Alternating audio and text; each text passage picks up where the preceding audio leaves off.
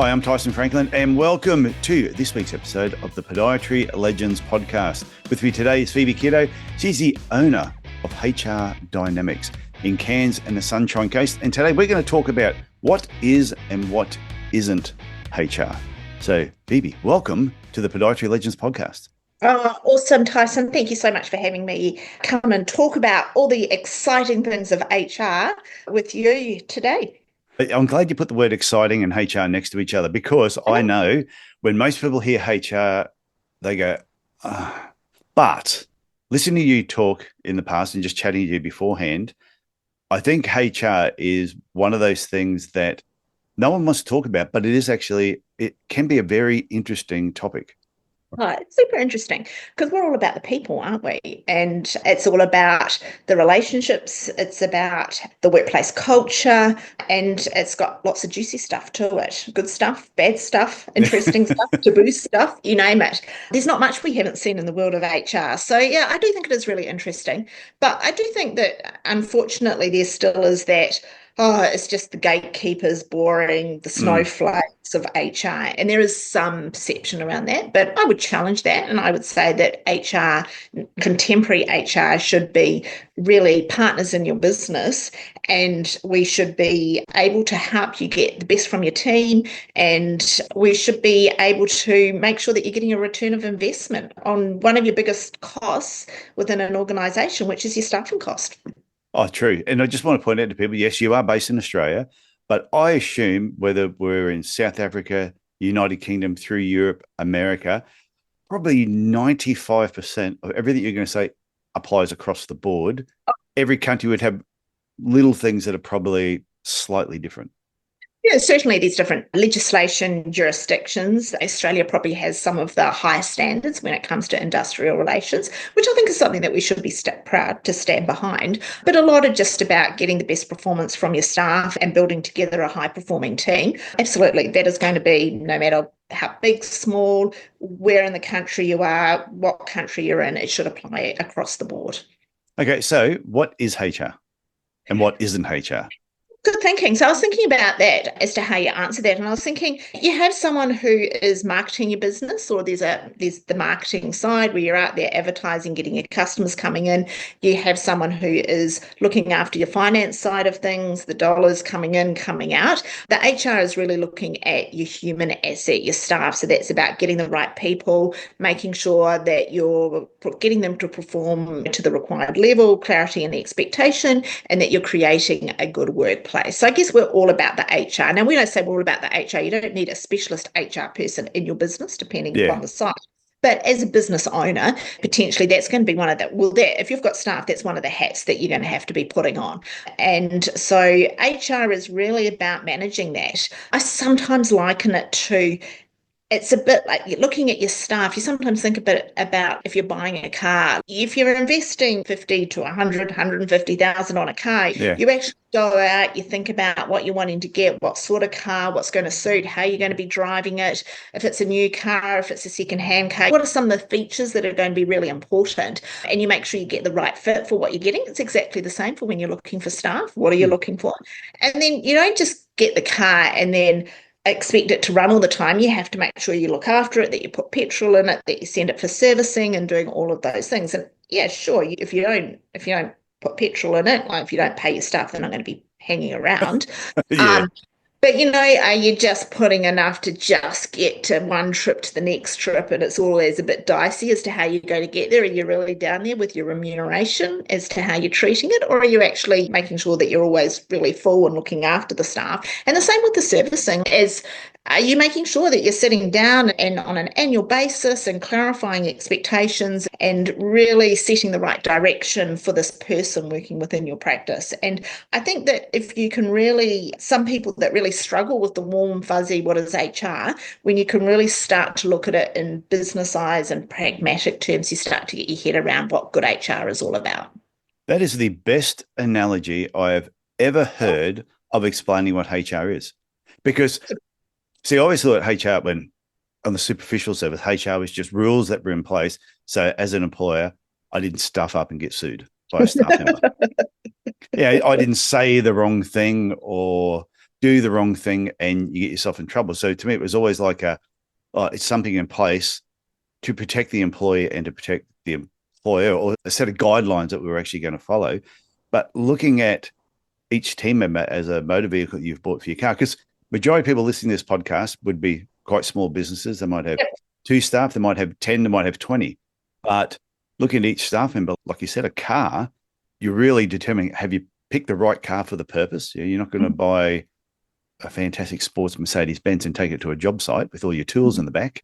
So are they fit for purpose? And then you might take it for a test drive too, which could be like a trial period for an employee. Well, that's your probationary period, isn't it? So your qualifying period. So in Australia, when you get a job, if you've got less than 15 staff, you've got a 12-month qualifying period. And if you've got more than 15 staff, a 6-month probationary period or qualifying period, we say now. And this is really an opportunity for you to see if this person's a good match for your organisation. And it's also a time for the staff member to decide if you're a match for what they want to look at as well. And I actually see a lot of people not using that time effectively. Like that is a time that you really need to be leaning in and going, did I make the right purchasing decision here? Okay. Is this the right person for my team? Do they gel with the culture? Do they have the skills? Do they have the experience? Is there a level of trust? Because really, if you're going to be building a strong performing team and a culture within your organization, there needs to be trust, and that needs to go both ways and respect. It doesn't mean that whether or not you like each other or you don't like each other, or when you're going to the pub for a beer, that's not what it's about. It's about actually, is there professional respect? Have we got each other's back? And as a business owner as well, they're the face of your company, your brand. Is this the person that you want representing you? And are you happy to stand behind them?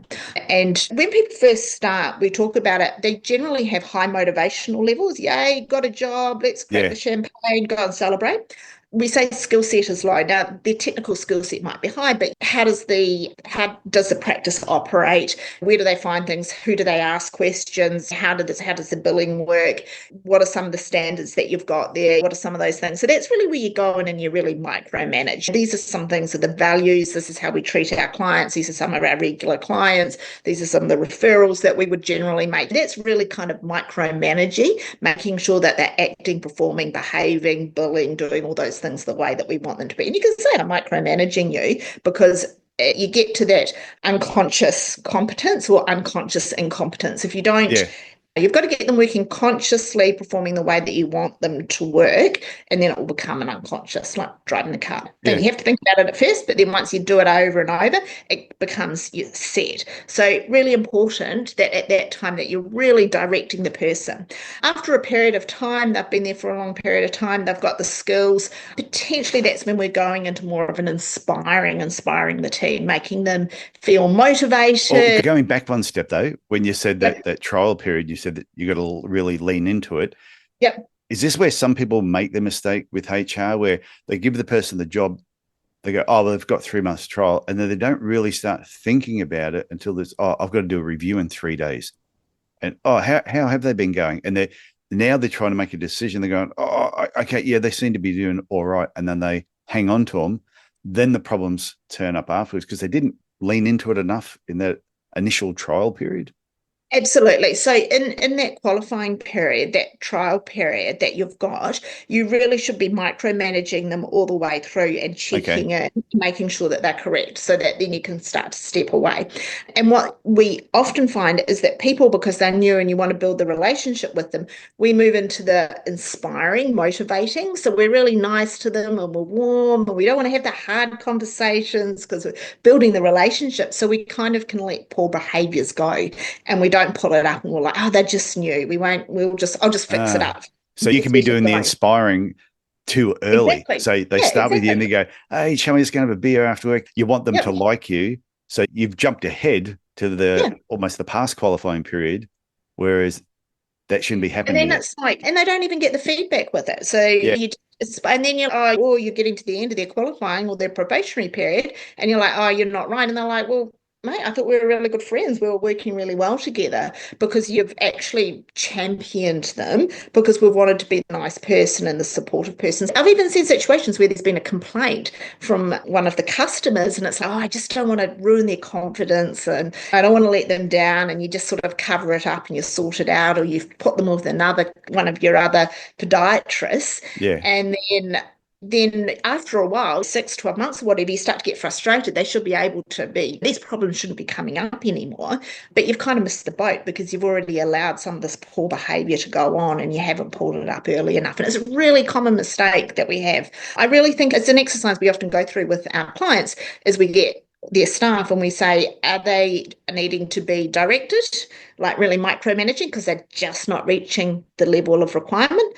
Are they needing to be inspired because they're just lacking motivation? There's absenteeism or apathy or low productivity, or they're a bit moody or whatever it's going to be.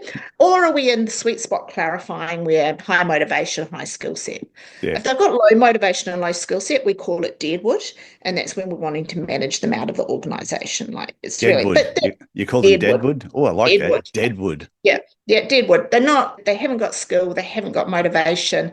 We need to really move them out of that. But I think what's really important, I'm really passionate about with HR, is about using strategies. So it's not just this warm, fuzzy, I like them, what's their qualifying period? It's like, okay, how are they performing? What's my leadership style? How should I apply the right leadership style to get them to where I want? Because as a business owner, you want a return of investment, you want a good working culture, because that's going to impact your brand and your customer service and all those types of things. So what are we doing? How are we proactively getting people up into that clarifying sweet spot? And that's the sweet spot when you can kind of stand back, like the team, or perform it.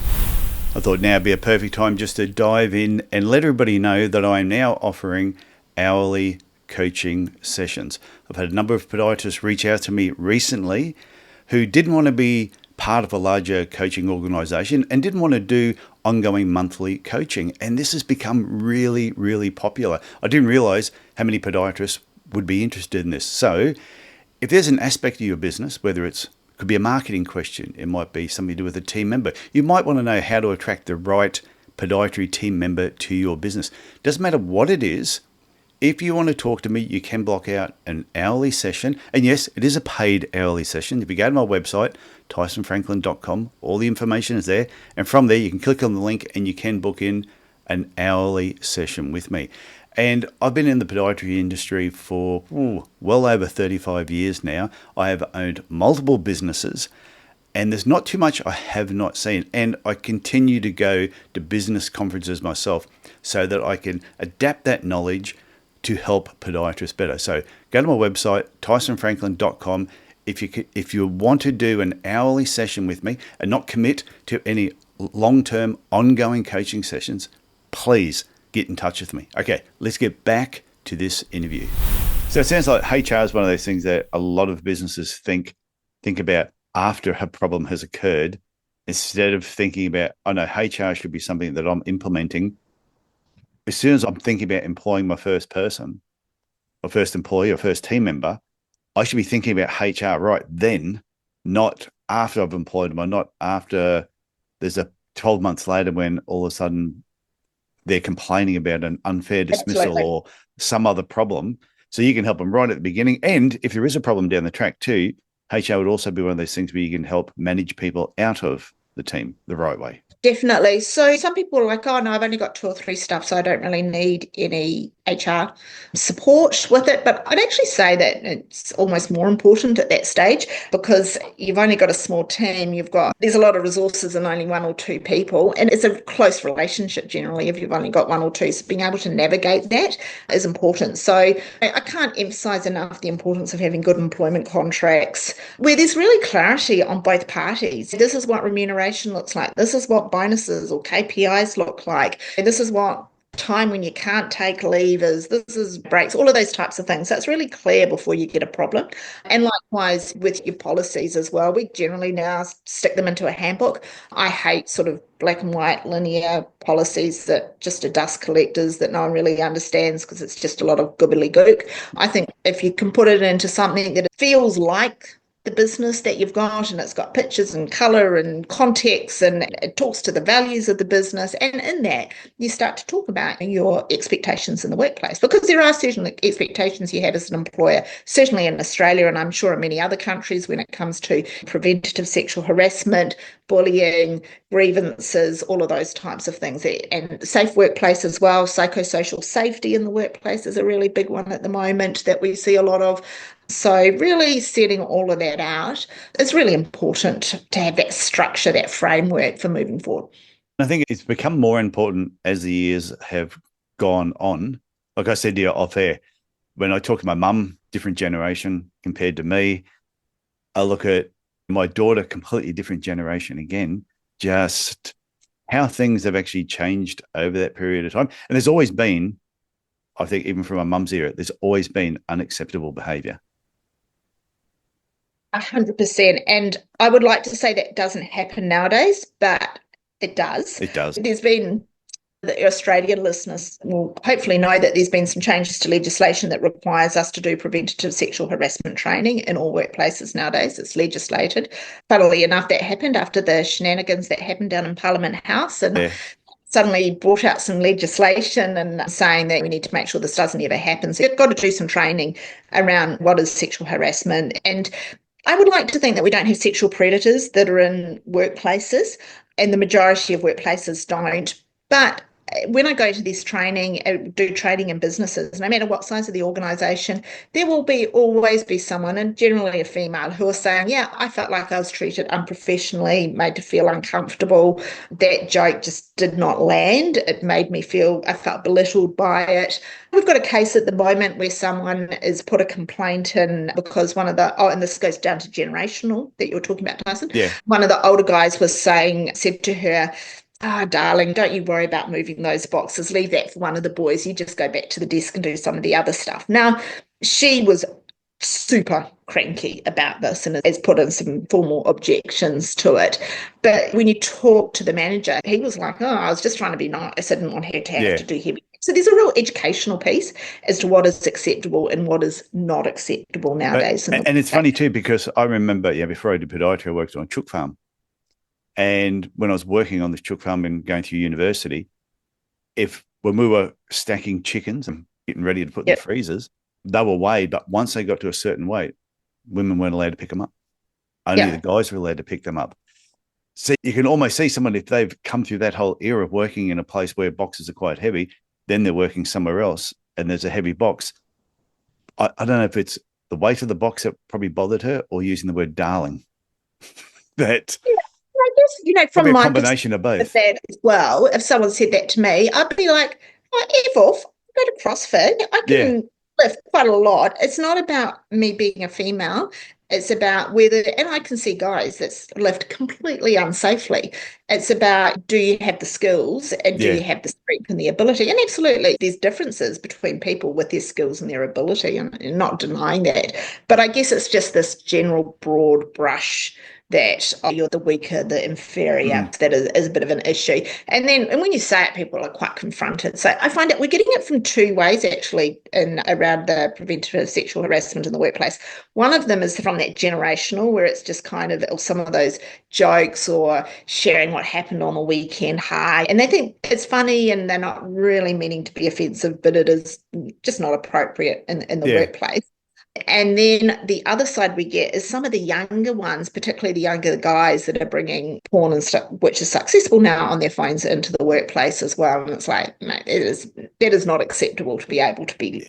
I don't think that was ever acceptable in a workplace. I don't think that was ever acceptable as well. No. But the younger ones are. I think it's just because it's become so much more common around and so much more accessible. So interestingly, that we're having quite a few conversations, and it's great when you get someone who's quite young and they've had something like that in the workplace, and we have to come, and they're being a bit difficult, or their parents have come into the meeting, and we go into the meeting and we're really quite explicit talking about some of the things they've brought in, and you can just feel that the red just goes up, like they're super embarrassed. And it's a tricky thing. It really is a tricky, because even that, and it's like, I think it's being aware of what you're saying, who's around when you're saying certain things.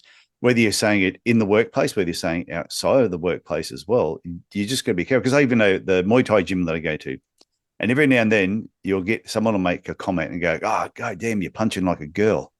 Yeah. And we all turn around and jokingly, because usually it's a new person will say that, and we'll go, "You don't want some of the girls in this gym to hear you say that. Yeah. They will kick your ass." And that's like an ongoing joke now, is that you never say that in the gym, because some of those girls, they're tough. Yeah. Oh, absolutely. And it's about having awareness of people's values, beliefs, what makes people feel uncomfortable. And I'm not going to say that we never swear in our office and we never tell a joke that Oh, is you've probably spent a not. day with me. You know what I'm like. Absolutely. But you know what? If it's not offensive to everyone and everyone Yeah, finds it funny, there is no problem with it. There's no definition. It's like, what would a reasonable person say? Was this yeah. inappropriate or not? The difficult thing is that particularly the more staff you get, the more different values and belief systems. And just because people laugh along Doesn't mean or they agree. no, it doesn't necessarily Mm, mean they agree at the time. So it is something to be, I think, very aware of. The other thing to be very aware of is someone's got a bit of a gripe or a complaint. Like we're so good at avoiding conflict. And I would have to say that health professionals, you're one of our best clients when it comes to that, because health professionals are usually, they like to build relationships with people and they fix things, and so they're not good at dealing with conflict with people often, yeah, true. and so they let things go, they put it under, they just hope it will resolve itself, and then it kind of festers and it grows, and then it has become quite a big thing. It's snowballed rather than really jumping on. And I see this all the time with we had a medical practice, and they had quite a large team of admin staff, and they were family friendly and flexible. Great owners, like super, super nice. And their staff wanted school holidays off, and they're like, absolutely no problem. And then they got to school holidays, they realized they had no one there to staff the holiday. Everybody wanted the same days because they all had school age children. They're like, oh, well, someone's going to have to do it. And the staff all got really cranky because you said I could. And they were like, what are we doing? You can't say to everybody, yeah, you can be family friendly, but you can't tell everybody that they can have school holidays off, because it's just not physically going to work. Flexible working environment, taking in family considerations, but you've still got to function as a business. Yeah, This does mean sometimes you're going to have to be able to work, be it long days or weekends or school holidays or whatever it's going to be. Don't try and be too nice a person and sugarcoat it, and then you're making a bit of a rod for your back. And then we have to come in and be the mean people. so in the contracts, when someone's signing an employment contract, which I'm assuming you're saying everybody should have an employment contract. 100%. Yep. Like in our employment contract, we used to have, you cannot take any time off in January, because January was always our busiest month, and we wanted everybody on board the first Monday after the 10-day break. And I had one or two people say, oh, that's a bit unfair. And I go, it's just the job. But we actually had that in a contract. It said, you take as much time off as you want in December, just not in that January period. So 2 points there. You can have in your contract, or we would often, it can be in the contract, can be in the staff handbook. You can have times where you're forcing people to take time off. So you can actually say that over the Christmas week it is a forced shutdown, and you have to save your annual leave and take it off. Take this period off because we're not operational, and give them notice for that. And you can also say that there's times of the year where it's a blackout period where leave will not be approved. Now, in having said that, I have seen some cases where people have not been approved leave, and then they've taken action to say that it was unfair and unreasonable. For example, they've got a family wedding and they need that sort of stuff. Yeah, so we weren't that mean.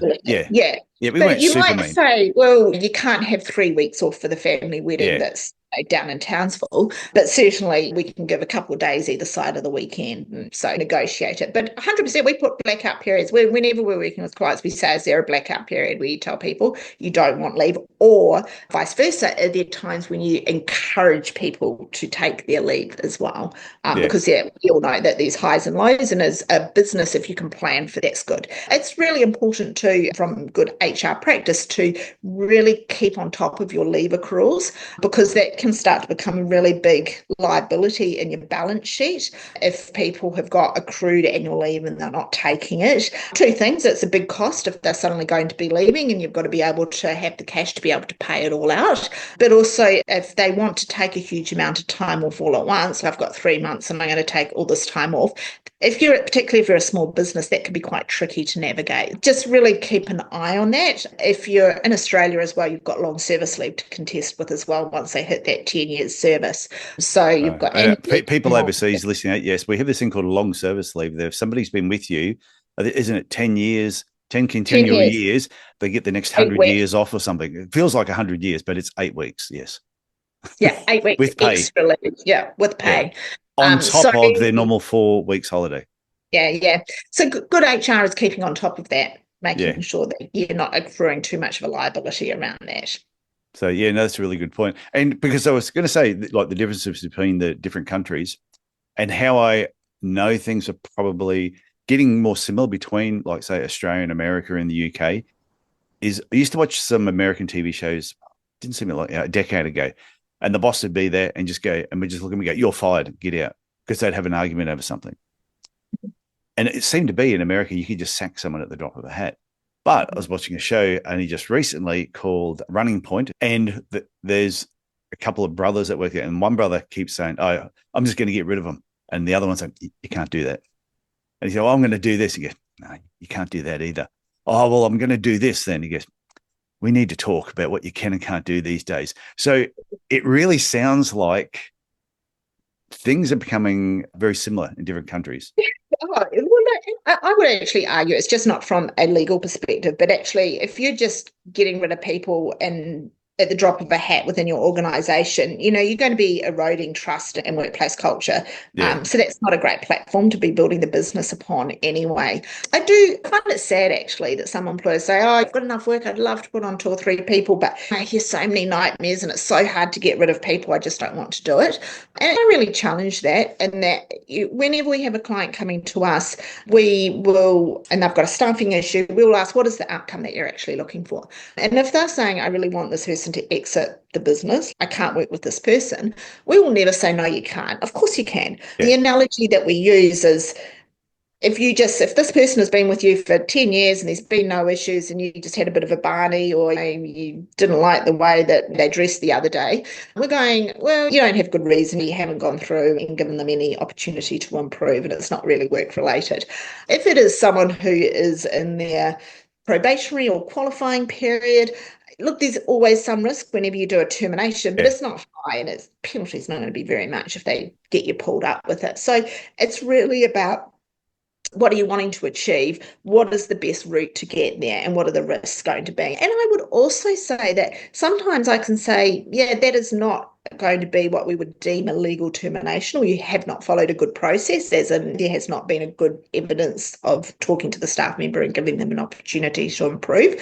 However, we can see how much destruction or stress this person is causing to the business owner or to the other team, or that you're losing up the team. And actually, when you weigh it up, the higher cost and risk is actually keeping this person on, rather than the cost of working through the consequences of terminating them if they do make a claim, and what that washes out with. So you've got to weigh up all of those things, I think, when you're making some of those decisions. I will admit, in the past, I was a consequence sort of guy, that I would just take the risk, because if I felt the person was being more of a negative influence on every single person in the business, and I always look at what it could potentially cost us, I go, okay, what's the downside if they made a claim against me? And you'd look at what the worst possible outcome could be, and you go, it's still better than what I think the damage you're going to do to the business. So let's just do it. And in the end, nothing came about. But they realized that they probably didn't fit as well.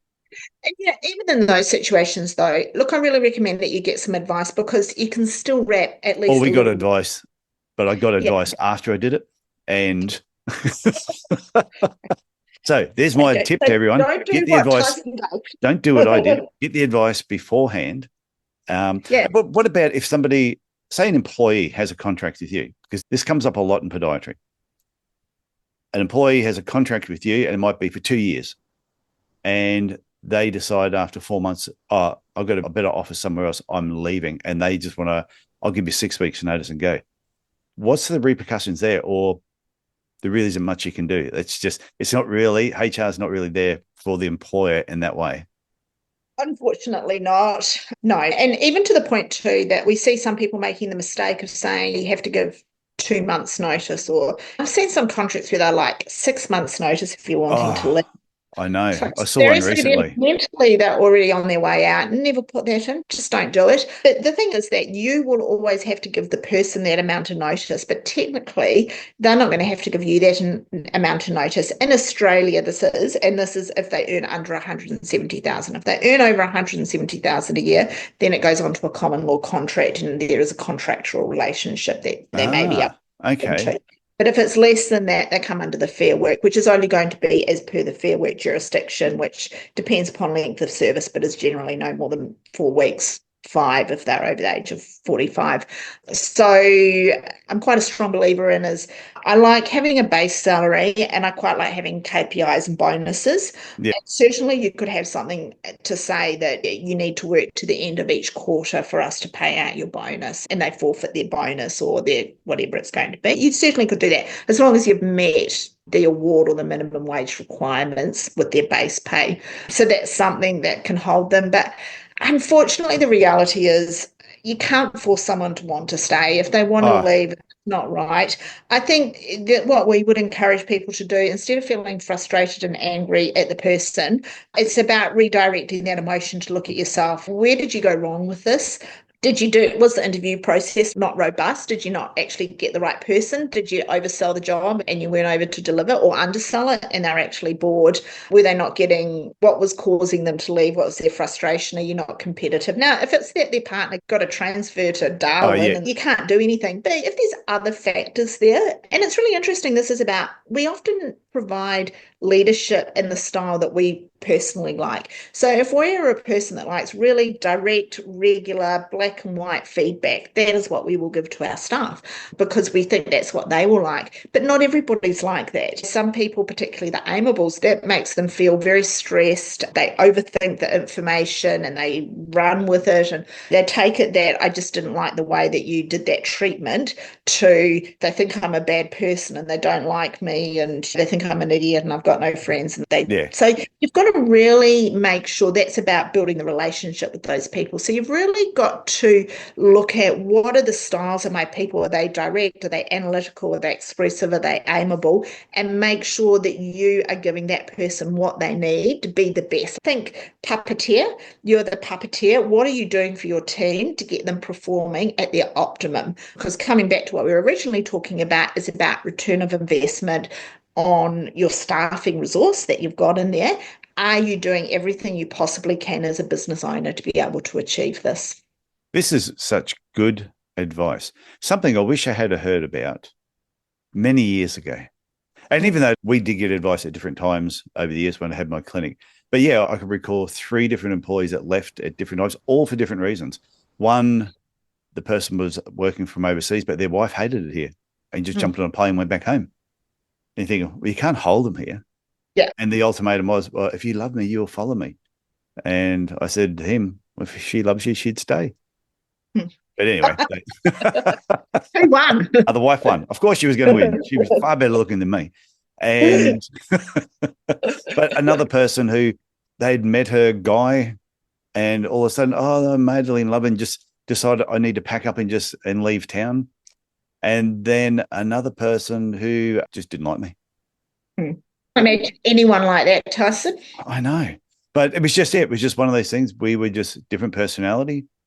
The way that I did certain things, didn't like it, and yeah, and they just went, I want to leave, go.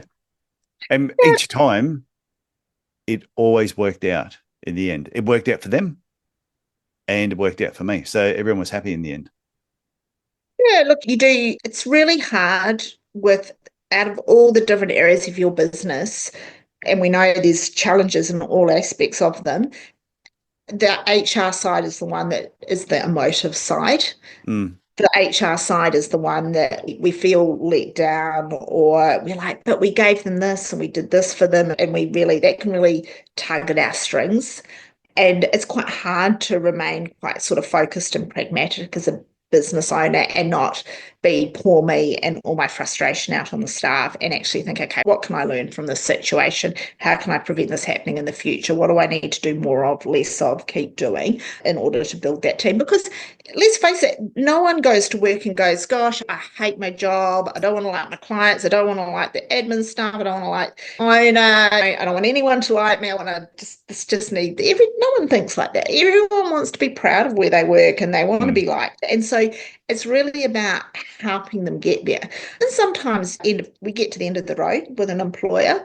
There comes a time when people actually just do need to move on, like they've just become stale. And that's when we go into that inspiring that I was talking about before. Well, like yeah, I wanted to touch on it before we finished up too, because you said the first part was they've got the probation period. Test drive in the car, micromanage, you're really leaning in, you're probably being a little bit, maybe a little bit annoying to them, but there's a reason for doing it. But then you said once they're past that trial period, then you said the next part is becoming inspiring. Well, the next part, they should be clarifying. They should be ticking along. They're feeling motivated. They've got the skill set, so they're feeling pretty good. But what will happen is that we fall into inspiring. And inspiring is because we're tired. Maybe we've got some stuff happening outside of work that is causing us sick mother, relationship issues, financial issues, whatever's happening, bored.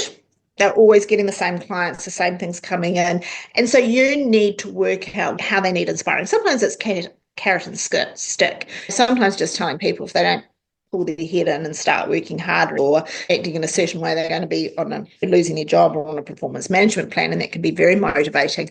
But, often it's the carrot and finding out what the issue is. They might need some time off. Maybe they need some professional development. Maybe they need a bit of a change up in the type of work that they're doing. What is it that you can do to start to build that energy? We don't feel inspired when we're burnt out, when we've been working too hard, but our motivation goes down when there's not enough happening as well. So, and is it work? Is it outside work? Sometimes you'll go from that inspiring back to the directing side because we're giving them something new or some challenges or some focus areas, and they need a little bit more support and micromanaging. But you have that conversation, talking regularly with your staff, building that relationship, building that depth with them is super important, because inevitably there will be a few storms that you need to weather together. It's just like I love my husband, but he annoys me at times. Your staff can really respect you as an employer. My wife would probably say the same thing. He wouldn't say it about me, though, of course.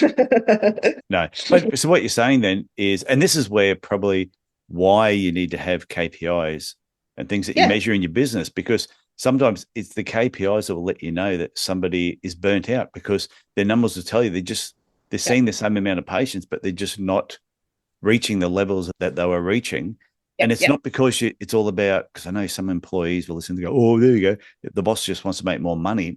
But I've said in the past, I remember a guy that was working with me, and I could tell by his numbers that all of a sudden they had dropped substantially over this week period. It was really unusual. And I remember going and say, hey, is everything okay at home?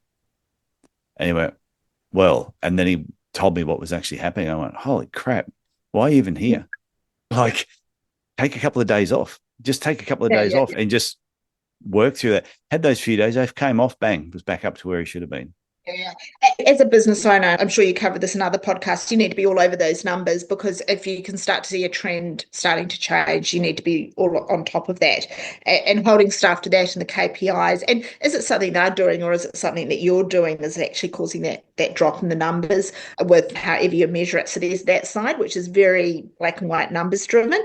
But then the other part with that performance review is about the conversation, and the conversation not only about what you need more of, but what as the business owner, but what does the staff member need more of? Are they happy? What are their frustrations? How can I support you better? What do you need more of? And this is really about what I can do, because what can you do to serve them better so they can perform better? Because if they're performing at their optimum, that's when it's all butterflies and sunshine for you. And so you need to be really in tuned and focused. And it's not just you second guessing what you think they need. It's about you actually understanding and them knowing you've got their back. You are doing everything possible to make them successful, happy in their workplace, and that's when they'll become a great employee. Okay, a couple of questions before we wrap up. One was about if you get an employee, because a common thing that is said sometimes in the podiatry world is, I don't like working for someone who keeps KPIs. And I find that funny because I usually find it's somebody who's worked somewhere else and the employer used KPIs as punishment, not as encouragement. And therefore they only see KPIs in a negative way. Yeah, I think it is about understanding what they don't like about it or the measurement for it. I think sometimes having KPIs or targets and stuff up publicly works really well, but sometimes that doesn't sit well. There's often, particularly amiable people will feel nervous with KPIs because there's this fear of failure that they might have with it. Yeah. So I think it's just about, well, how are you going to measure? How are we going to have a metric with it? And trying to sort of build their trust and support around it. But yeah, unfortunately, like we have KPIs in our business, we've got billable hours that they've got to do, but you've got to be realistic. Some days people get it, some days they don't, but it's got to be the overall average. And it's just about us. I see it if they're not reaching their KPIs, it's not necessarily their problem, it's my problem. What am I not doing? Am I not feeding them enough work? Are we not giving them enough support? What is causing it that they're not able to? Because why would they not want to meet their KPIs? Because that shows they're successful. So self-spin. Yeah, no, that's a good point. Okay, one last question before we wrap up is, how do you have a tough conversation with members of your team? When sometimes you've just got to have that conversation. And it's one of those things, I've been in that position myself. Oh, I know I need to talk to someone about something. And I'm like, oh, but I don't want to upset them. And in your head, you're playing it. You're playing it the worst scenario that's going to go on. And I found 9 times out of 10, it never happens. So is there a way of having those tough conversations? Yeah, I think that's really important. And it is about, and it will depend upon the circumstances with it from a procedural and compliance, legally compliant way as to what outcome you're heading towards. But my hot tip with it is, instead of me going in and saying, this is my issue, this is my problem, or you're doing this wrong, or this is having a go at you, because as soon as I have a go at you, you will naturally get defensive. Yeah. We just can't help it. We just naturally, if I tell you that the office needs painting and it looks terrible, even though you might think that, you'll get defensive because that's just our first go-to scenario. It's human nature. And trust me, I've seen this happen over and over again. We know we've done the wrong thing, but we still get defensive. We have people on tape where they've actually stolen money and the people go, oh, you've stolen from us. No, I didn't. Or I took it because of, and they get defensive. But it's even simple stuff. I know my wife will walk into my office sometimes and she just go, when are you going to tidy up that office? Yeah. And I know it's untidy. But every time she says it to me, it gets under my skin and I get a little bit grumpy about it because I know it's untidy and I know I need to tidy it up. Yeah, and I don't need to be told, but I also need to be told.